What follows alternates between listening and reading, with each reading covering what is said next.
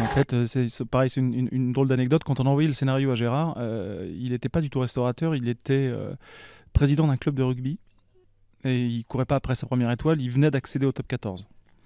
Le problème, c'est quand on a envoyé ce scénario à Gérard Lanvin, il était en pleine promo du Fils à Joe, qui se passe dans le milieu du rugby. Il nous a dit, les gars, je veux bien faire le film, mais pas dans le milieu du rugby, parce que je viens d'en manger, là, du rugby, j'en peux plus.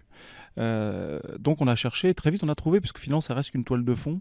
Ce qui nous intéressait, c'est ce côté meneur d'hommes, au milieu de ces hommes, au milieu de ces gars, et qu'ils soient au milieu d'une troupe de cuisine ou au milieu de rugbymen. Ça marchait pareil. On a un peu le même rapport à la bouffe dans le rugby. Ce sont des bons vivants, des gens qui aiment. Voilà. Et donc ça a été très simple de changer ça. Mais non, non, la restauration est venue vraiment sur la fin du travail. Oui, puis je dirais que on aimait bien l'idée de faire de Walter un homme qui prépare la bouffe pour les autres. Ça fait partie de son caractère.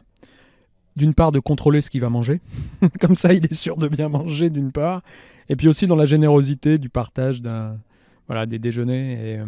Donc, immédiatement, c'est vrai qu'on s'est dit la cuisine, le vin, la gastronomie, ça va vraiment fonctionner avec Gérard Walter.